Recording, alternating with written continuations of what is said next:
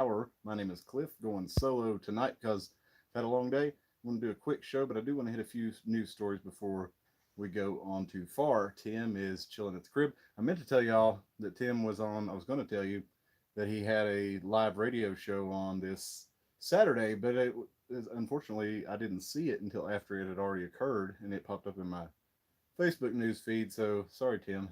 My bad, man. Should have told everybody about that last week. But I hope y'all are doing well. Please feel free to jump in the chat there, like the video if you wouldn't care, and subscribe. Share the channel around, share these videos around. We're just going to go through a few news stories real quick. I'm trying out our mobile streaming. We've traditionally used the studio setup, and I want to see if we're able to do mobile streaming. So I've got it set up here. We are in my studio, but if it works tonight, then we can reliably try to see if it works well and see if we can take it into the field. We're also on Rumble. You can check those videos out usually a few days after they post in on YouTube. But yeah, I do want to make it a quick show because I have been. What's up, Joe? Speaking of, I've been in a crawl space all day. I have not had a shower yet. I've been doing insulation. I feel like I have lived in that place. And while I may have been under a rock for the past few days, I couldn't help but notice a few stories that made their way across my radar. So let's get to a few of those tonight, a few local and a few national, and just pulling these up on my phone, not even using my computer for this. So it's pretty cool. We'll see how that works. But did y'all know they arrested the sheriff in Dickinson County? And this has been Virginia. Dickinson County Sheriff Jeremy Fleming reports 67 people. Oh no, that's not right. My bad. I thought they said Sheriff 67 was arrested. They arrested 67 people. I gotta read these headlines better. Oh man. But yeah, they just arrested a bunch of people up there with the drug task force. I totally read this article wrong earlier today. I thought it said that the drug task force arrested the sheriff who was 67 years old. I was like, holy crap. Anyway, like I said, I didn't have a whole lot of time to put this show together. So, but even if you had been living under a rock like I have, you had to hear about the FBI or the federal raid out there in Utah, where the guy was apparently allegedly making some threats against the president online, and they went in and took him out. And that I saw a tweet from, now who knows what this guy actually did. He could have actually said something, that you know whether it was something he could follow through on or not. The feds, the Secret Service, whoever it is, they have to follow up on it and see, if it is credible. And you never know if he comes to the door, ready for a standoff or something like that. It's totally possible. But I did see a tweet from Sam Parker, or an X, I guess now, because Elon has officially changed the name of Twitter to X.com. And, a lot of people standing for Elon, and uh, rightfully so in some cases, because he has done a lot for free and open debate and free speech. He actually just stopped. I think he got a $350,000 fine from the Justice Department because he refused to turn over the internal messages from Trump's Twitter account. What's up, Alvin? Glad to have you in there. He also, allowed a lot of people back on Twitter when he acquired it, who had been banned. So, I mean, it's a double-edged sword, I guess. But the main thing that I would say is concerned about Elon Musk is his plan to. He has this plan for X, the Everything app, and that's what he's calling Twitter now. And the plan for X basically was to make you only need one space for the internet, and that's kind of the antithesis of what a lot of us in this movement feel like we need in a decentralized internet. It's kind of like we need decentralized societies and locally governed societies and things like that. Well, Musk wants to kind of centralize everything. He wants payments. PayPal. He was invested in PayPal. Social media. Lots of. He wants you to be able to do a lot of different things through this X, and it'd be like the central hub for the internet, which I kind of long for the days of the internet where you went to like type in some crazy website that Google doesn't show you, but you find it and you pass it to a friend and y'all check this out. If you're into UFOs or something, like UFOcasebook.com was the best for years and years, and you would go to sites like what was on ilovebacon.com if you wanted to see memes and jokes and stuff like that. But anyway, the Elon wants to pull all this together kind of away from what I considered was the golden age of the internet. But anyway, he's also running the Neuralink program, and this is all about implanting chips inside your brain. And while, as we've said before on the channel, of course that could be beneficial to somebody who's, say, lost their eyesight, or has a spinal injury, and maybe you can bypass that spinal injury by having a radio connection or a Bluetooth connection or whatever, from something in the lower spinal cord to the brain. Yeah, that would be amazing tech. That with that, it's a double edged sword, because you're letting someone put something in your brain that is basically reprogramming the energy flow of your body. So there's definitely pros and cons of that. Some people would sign right up.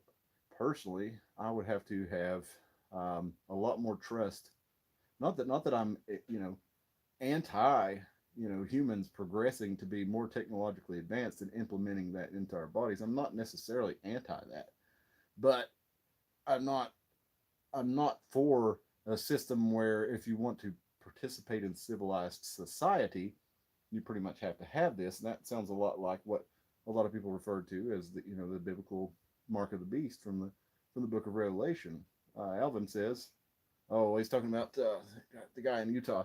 They flash banged his house at 6:15 in the morning, clearly trying to broke him, but they did not give him a chance to respond. Yeah, I've not looked into it, but the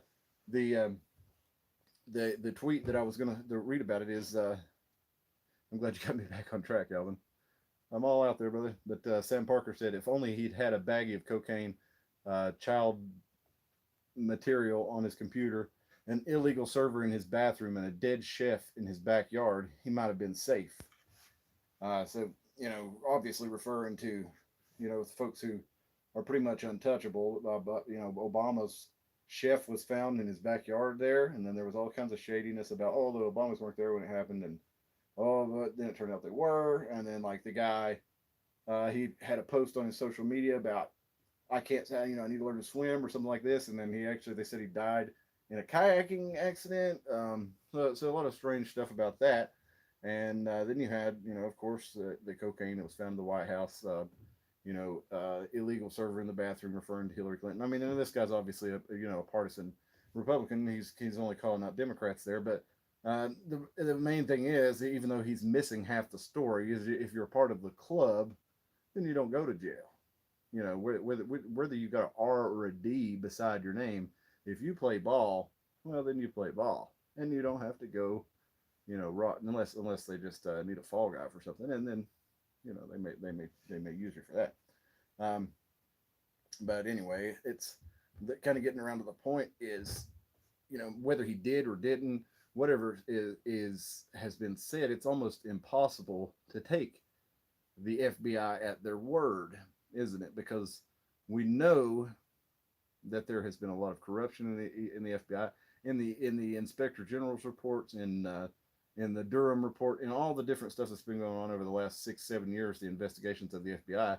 They have been found to be very corrupt and very criminal, but they just decide not to charge them for it. That's it. They say, oh well, it doesn't rise to the level of criminal charges. Oh well, we're going to change the statute, because there's a statute. I wrote that somebody, Secretary Clinton was negligent, but there's a criminal statute for negligence, so I better change that to something that well, I can't remember the exact wording now, but she was negligent. But that, since that was a legal term, and it would have said she was guilty of something, they actually changed it to something else. How do you spell Richard Jewell? Yeah, you're talking about the guy in the Olympic bombings there in 1996. Richard Jewell, he was actually trying to stop. He got wind of something, and I think he did stop it, didn't he, or something? And everybody was saying that he was the main suspect, and they basically tried to convict him with the media. I don't remember all the details. I was probably 14, 15, 16 at the time. So yeah, that one's kind of foggy for me. I wasn't paying that much attention, but yeah, the FBI, the media all went after him, and they basically crucified him in the media. But anyway, yeah, I don't know that this guy is like that. I don't know any of the details. All I know is you can't really believe what you see from him a lot of times, and you get into like the whole Crossfire Hurricane investigation into Trump in the first term. You know, the worst thing about it is they knew that it wasn't true, right? So even though the main players in this game knew that there was nothing to it, they all made it up. The game continued, and they tried to basically frame and the sitting president of the United States, and they tried to remove, whether you like Trump or hate him, the chosen representative of the folks there. So the FBI tried to take that into their own hands and do that, and they made it all up, and nobody got in trouble for it. One lawyer like got some probation or something, didn't even lose his law license, and so when the FBI tells us something, it's kind of hard to say, oh, well, the FBI said it, well, it must be true, or to even take them at much of their word. So, you know, I don't know that the FBI is running the lead on this investigation, but either way, when you hear it from an agency like that, you just don't know what to think.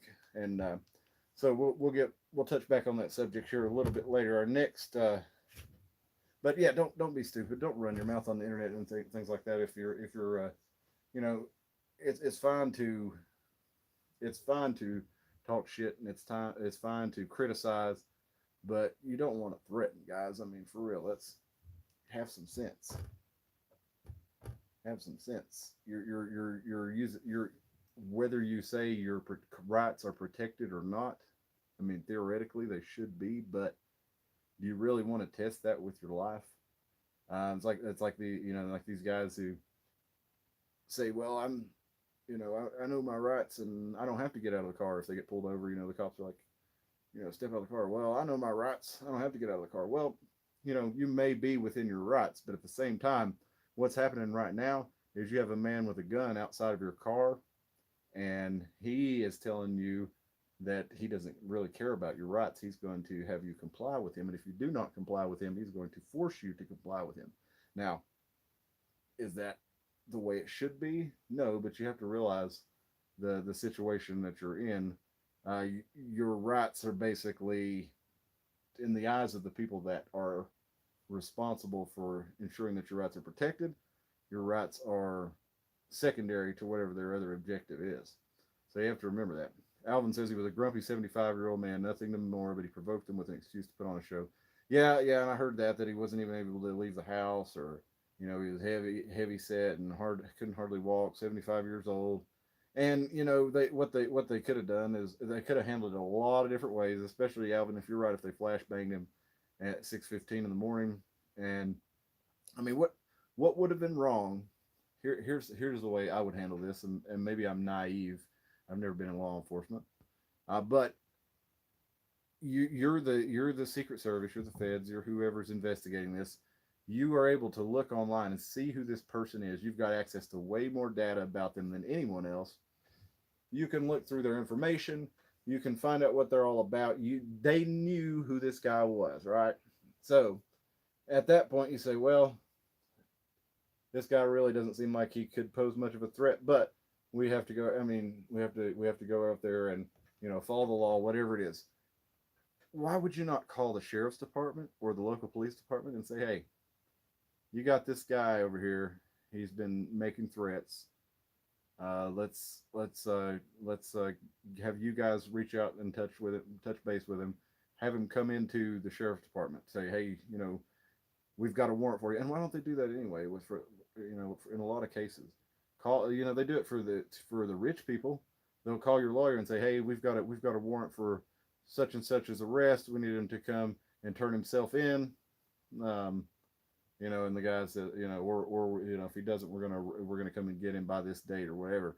I don't see why they wouldn't do that with something like this. The sheriff could, call him and say, hey man, you've got some questions to answer about this. It'd be a lot better if you came down here and did a sheriff's department than a law enforcement of some sort coming to your door to get you. That's the way that I would handle that if I were the sheriff.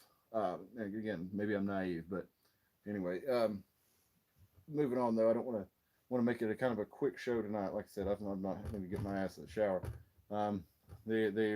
they're talking to the Kingsport schools. They're talking about how they are losing the meal waiver program that they got during COVID, and that though it's going to hurt all these things. But here, here's where you lose me on this city schools and county schools. Y'all got so much money during COVID. Not only did you get the free meals for everybody in the state, but you also had all this extra money to spend, and so much of that went on just computers and keeping up online learning and all these different systems rather than actually anything to actually teach kids. And now you don't have any money for meals. Well, as much money as the schools are charging me and charging us in taxes per student, yes, school lunch should be included in that.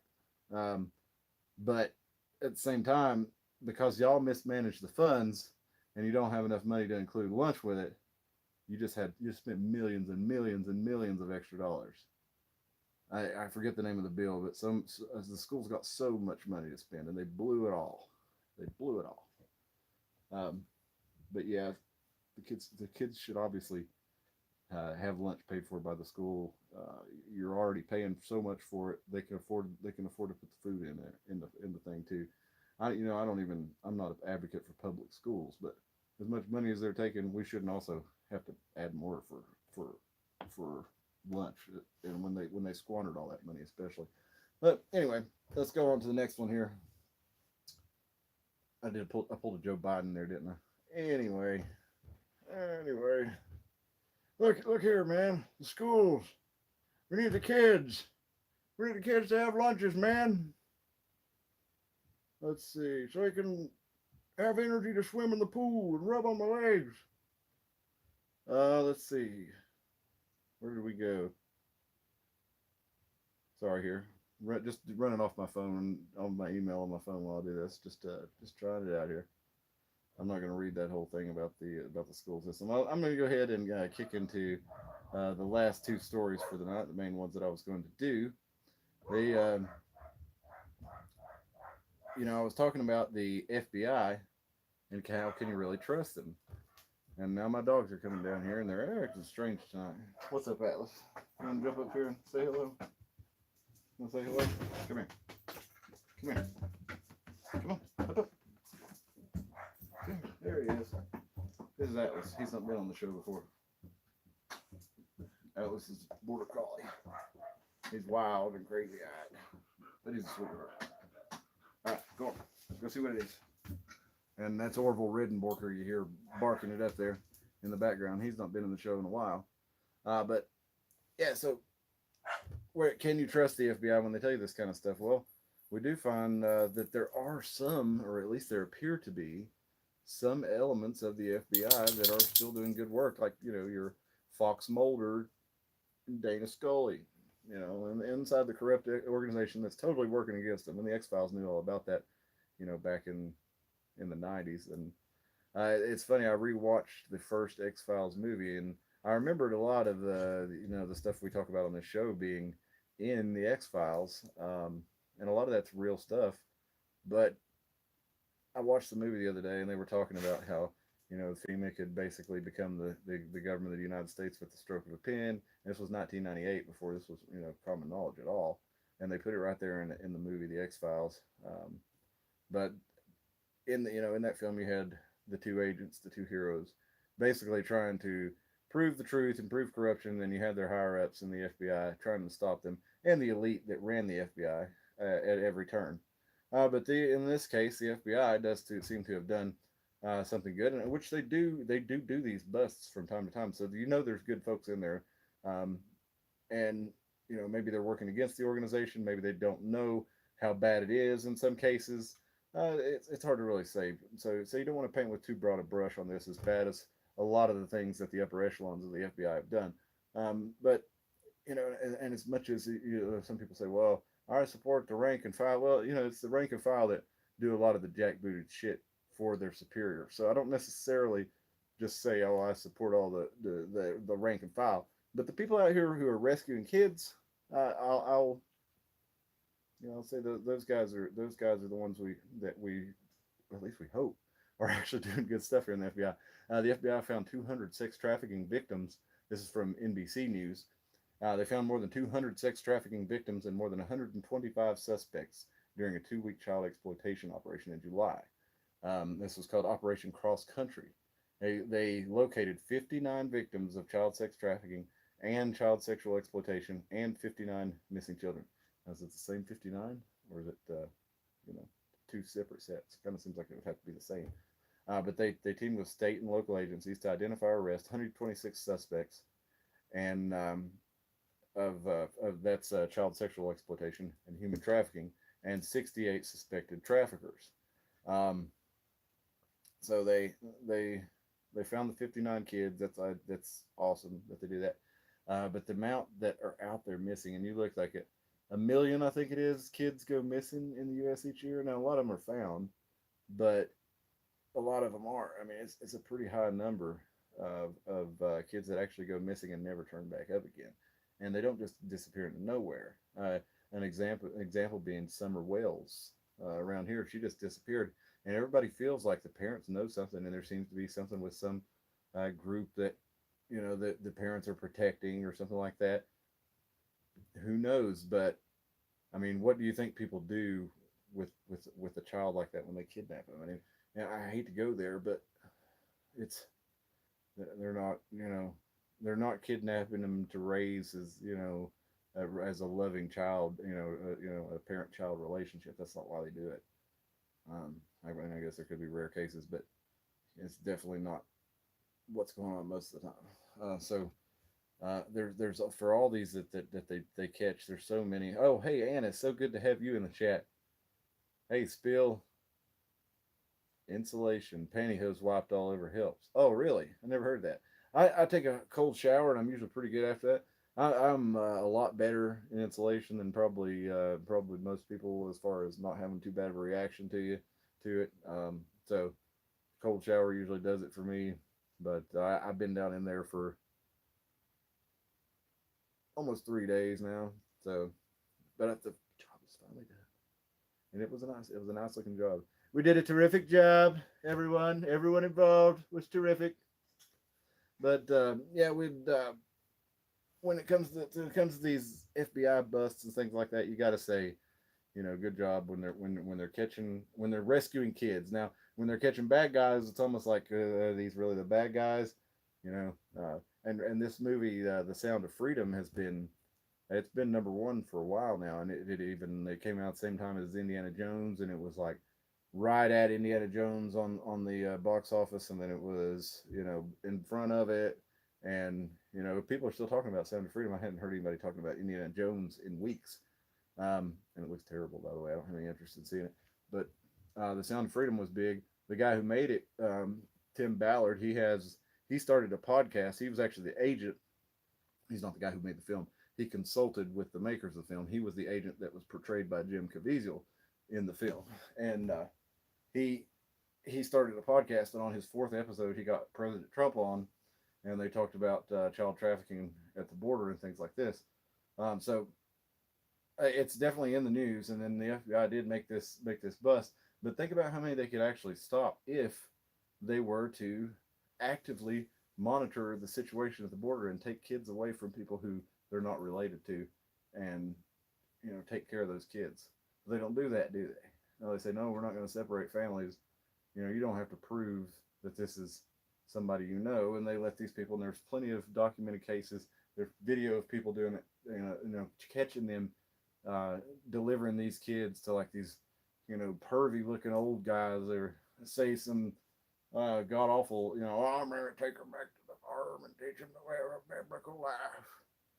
And they're not even like ashamed or hiding what they're doing. They just don't talk to the people doing it for the most part. And so there's lots of these kids that come up there that way, and who knows? We're talking about American kids that go missing. We're not even talking about the amount that come over the border from Mexico. And did you know that America is the number one market in the world for both child trafficking and the material that they film from it? So I feel like why I mean, we're having a war on drugs, but there's fentanyl everywhere. There's meth everywhere. I couldn't get through the Walmart. I couldn't get to the red light there at Walmart in Elizabethton because a couple of meth heads had stolen shopping carts and had them piled full of stuff and were blocking the whole intersection walking across, and then go over there like digging through the trash at the car wash and stuff, and uh, there's so many drug issues, but they can't stop those. They arrest the small people, allow the big people to continue, and they just make money off of it. So they don't even real. I have to believe that's kind of the similar thing that they're doing with these trafficking busts.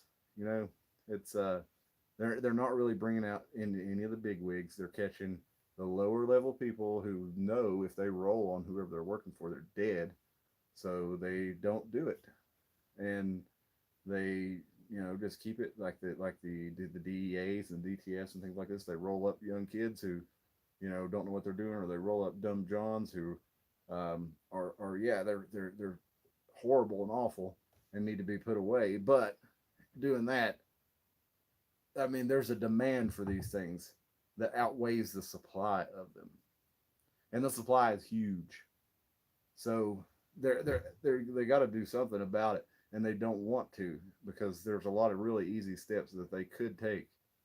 Like one, stopping the flow of them coming from across the border.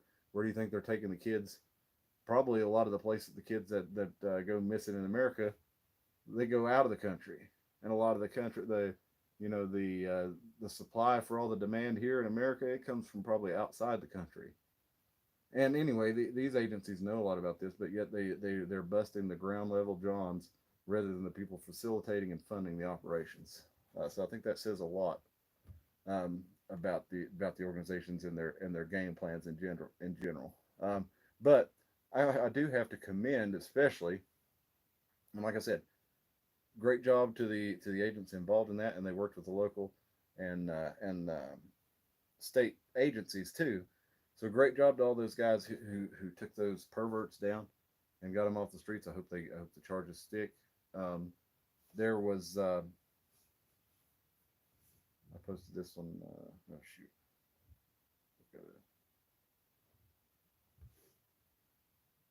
gotta make a little change here. There we go.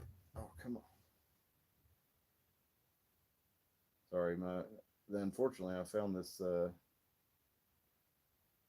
thing on Facebook and tried to go through it through there, so I'm gonna have to Google it real quick. But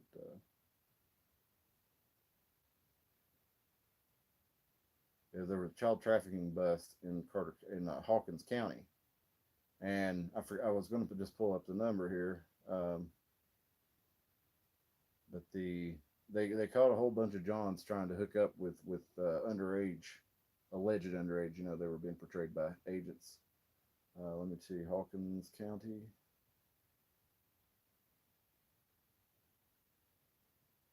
What's it called? What's it called? Prostitution sting. Let's try that. Let me look it up over here. See, I just wrote pedo bust in Hawkins County. Get them, boys. So now I can't even find the article. But apparently they did a bust, and I was just going to commend everybody in Hawkins County for the good job they did, because that's where the rubber meets the road for Hawkins County, right?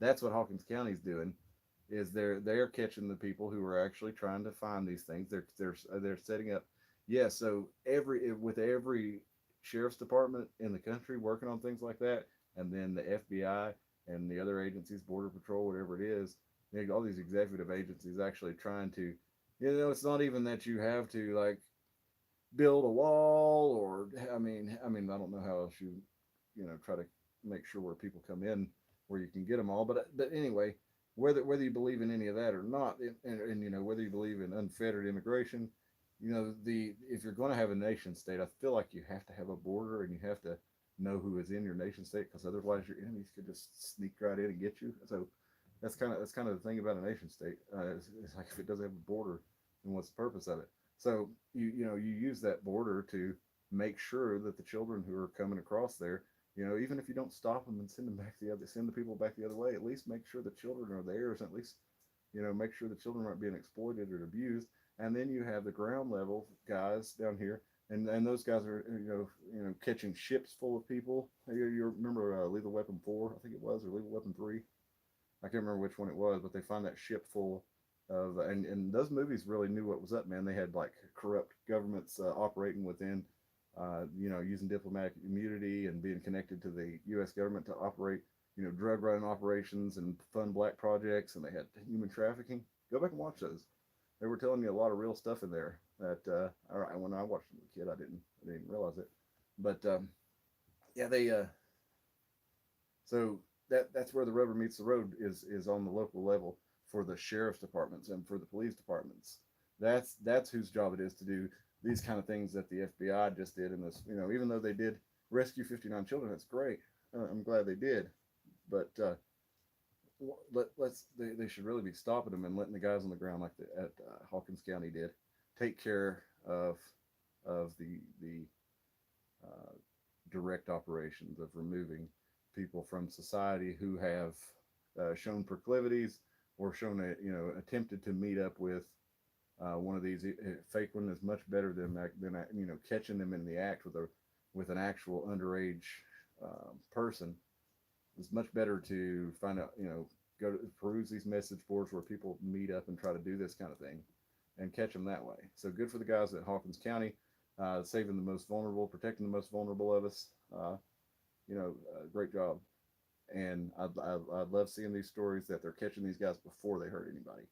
And so I would really, you know, if the FBI was serious about stopping these kind of things, that's what they would be doing too.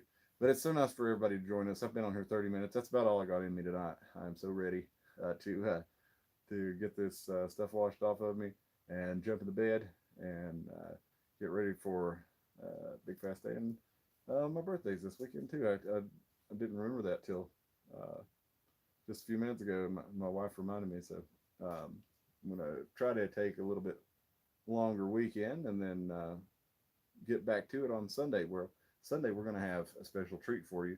If you're new to the channel, you've never seen him, you're gonna love it. But Moose Trainwreck Roberts will be joining us. It's not going to be a live show. He's going to be in the studio with us live, but we are going to record it, and then we'll play it that night at 10 p.m. and we'll all be in the chat. So can't wait to see you then. Thank you for joining us, Alvin, Spill the Tea, Anna, Joe, everybody out there. Snow Nights, nice. What's up, Snow Nice? I got with my cousin and got her pregnant. What can I do? Well, boy, let me tell you here. Hey, you know, yeah. I guess you got to do what you got to do there, Snow Nights. I don't know where you're from and how y'all do those kind of things, but you're outside of my area of expertise there, so I'll have to leave you to that one. But appreciate everybody joining us, and everybody have a good night. And I don't know how to stop this thing because I'm not used to doing it this way.